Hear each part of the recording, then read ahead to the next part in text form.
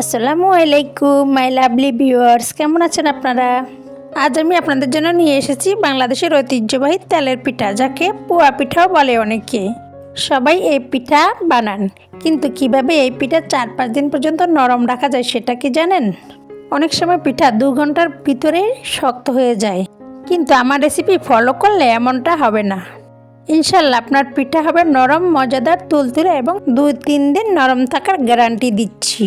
তাহলে দেরি না করে দেখে নিন কিভাবে আমি এই অসাধারণ পিঠা তৈরি করেছি এবং মুগ্ধ করুন আপনার পরিবারকে। এর জন্য প্রথমে লাগবে আটা বা ময়দা, সুজি, খেজুরের গুড়, আরও লাগবে চালের গুঁড়ো। আমি এখানে শুকনো চালের গুঁড়া ব্যবহার করেছি, আপনারা চাইলে কাঁচাটাও ব্যবহার করতে পারবেন। এবং আরও লাগবে গরুর দুধ। এবার শুকনো সবগুলো উপকরণ একত্রে আমি একটি গামলায় দিয়ে দিয়েছি এবং এগুলোকে একটি হ্যান্ড উইক্সের সাহায্যে মিশিয়ে নিয়েছি। আমি এখানে যে পরিমাণ আটা, সুজি এবং চালের গুঁড়ো নিয়েছি, এতে আমি বড় সাইজের 18টি পিঠা তৈরি করতে পেরেছি। সবগুলো উপকরণ একত্রে ভালোভাবে মিশিয়ে এতে দিয়ে দিলাম তরল গরুর দুধ 1 কাপ। এরপর এতে দিয়ে দিলাম জোলা খেজুরের রস, যেটাকে গাঢ় করে গুড় তৈরি করা হয়েছে। এবার একটু মিশিয়ে নিচ্ছি। গুড়টা একটু একটু করে দিয়ে মিশিয়ে নিব, কারণ একত্রে দিয়ে দিলে ডোতে লাম্পস তৈরি হয়ে যাবে। তাই একটু একটু করে দিচ্ছি এবং ঘুরিয়ে ঘুরিয়ে মিশিয়ে নিচ্ছি। আপনারা হয়তো দেখেই বুঝতে পারছেন। আমি এখানে 1 লিটার পরিমাপ খেজুরের রস বা জোলা গুড় নিয়েছি। আমার পুরোটাই লেগে গিয়েছে এখানে এবং মিষ্টিটাও পারফেক্ট হয়েছে, যে পরিমাপে আটা, সুজি এবং চালের গুঁড়ো নিয়েছি। তো এখন বলে রাখি, আমি এখানে 3 কাপ আটা, 1 কাপ সুজি এবং 2 কাপ চালের গুঁড়ো নিয়েছি। এবার এগুলোকে খুব সুন্দর করে ঘুরিয়ে ঘুরিয়ে মেখে নিচ্ছি হ্যান্ড উইক্সের সাহায্যে। তবে বলে রাখি, আমরা মিষ্টি জিনিসে লবণ খাই, তাই প্রথমে একটু লবণ দিয়ে দিয়েছি। এরপর একটি ঢাকনা দিয়ে ঢেকে রাখবো। 20 minutes later.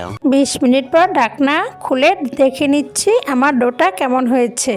তো যেহেতু এখানে শুকনো চালের গুঁড়া আছে এবং সুজি আছে, তাই পানিটা কিছুটা শুষে নিয়েছে। এবার আমি একটি হ্যান্ড উইক্সের সাহায্যে ঘুরিয়ে ঘুরিয়ে নেড়ে দেখলাম। তো এই পর্যায়ে মনে হয়েছে আমার কাছে ডোটা একটু বেশি ঘন, তাই আমি আরও একটু গরুর দুধ দিয়ে দিয়েছি। এবার দেখুন আমার ডোটা একদম পারফেক্ট। আমি আপনাদেরকে দেখিয়ে দিচ্ছি কীরকম হলে আপনারা বুঝবেন যে ডো একদম পারফেক্ট। এ পর্যায়ে আমি স্বাদ বাড়ানোর জন্য কিছু মৌরি দিয়ে দিয়েছি। আপনারা চাইলে স্কিপও করতে পারেন বা কালো জিরাও ব্যবহার করতে পারেন। তো এবার চুলায় একটি ফ্রাই প্যান বসিয়ে দিলাম। প্যানটি গরম হয়ে গেলে এতে দিয়ে দিলাম পর্যাপ্ত পরিমাণে তেল। যেহেতু তেলের পিঠা, তাই এখানে তেল অনেক বেশি লাগে, ডুবো তেলে ভাজতে হয়। এটা হয়তো আপনারা সবাই জানেন। তেল গরম হওয়ার পরে একটু নেড়ে চেড়ে এবার এতে পিঠাগুলো দিয়ে দিব। এর জন্য প্রথমে আমি একটুখানি ডো পেলে দেখেছি আমার তেলটা গরম হয়েছে কিনা। তো আমার তেলটা পারফেক্ট রেডি। এর জন্য আমি 1 চামচ ডো দিয়ে দিয়েছি। মাশাআল্লাহ, আপনারা হয়তো দেখেই বুঝতে পারছেন, দেওয়ার সাথে সাথে আমার পিঠাটা ফুলে উঠেছে উপরের দিকে এবং খুব সুন্দর করে গোল্ডেন কালার হয়ে গিয়েছে। এবার আমি পিঠাটাকে তুলে নিব। আপনারাও যদি আমার রেসিপিটা ফলো করেন, হুবহুব আমার মতো আপনাদের ফুলকো ফুলকো নরম পোয়া পিঠা বা তেলের পিঠা হয়ে যাবে ইনশাল্লাহ। তবে আমার বিশ্বাস, আমার এই রেসিপি ফলো করে যারা যারা এই তেলের পিঠা বানিয়ে খাবেন, একদম মুগ্ধ হয়ে যাবেন।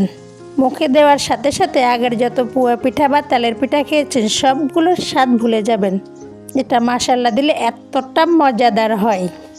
আজ আমি আপনাদের সাথে একটি কথা শেয়ার করি। আমার এই পিঠাটা খেয়ে আমার ছেলে বলেছে পৃথিবীর সেরা শেফ গর্ডন রেঞ্জি নাকি আমার এই পিঠার রেসিপিটা যদি একবার ট্রাই করে জাস্ট ফিদা হয়ে যাবে। মাশাআল্লাহ, এটা অনেক গর্বের বিষয় আমার জন্য। তাই আশা করব আপনারাও ট্রাই করবেন আমার দেখানো পদ্ধতিতে। তো আপনাদের সাথে কথা বলতে বলতে আমার পিঠাগুলো প্রায় তৈরি হয়ে গিয়েছে। এই পর্যায়ে আপনাদের কাছে ছোট্ট একটি অনুরোধ, ইউটিউব থেকে যদি আমার রেসিপিগুলো দেখে থাকেন অবশ্যই আমার চ্যানেলটি সাবস্ক্রাইব করে দিবেন এবং ফেসবুক থেকে দেখে থাকলে ফেসবুক পেজটি ফলো দিয়ে আমার সাথেই থাকবেন। এবং বেল আইকনটি অন করে দিবেন যাতে আমি নতুন নতুন রেসিপি ছাড়ার সাথে সাথে আপনারা পেয়ে যান। এবং সবাই বেশি বেশি করে লাইক কমেন্ট করবেন, আমি প্রত্যেকের কমেন্টের উত্তর দেওয়ার চেষ্টা করব ইনশাল্লাহ। তো এবার আমার রেসিপি অনুসরণ করে তাক লাগাইয়ে দেন পরিবারের সবাইকে। আজকের মতো বিদায় নিলাম, দেখা হবে অন্য কোনো ভিডিওতে। আল্লাহ হাফেজ।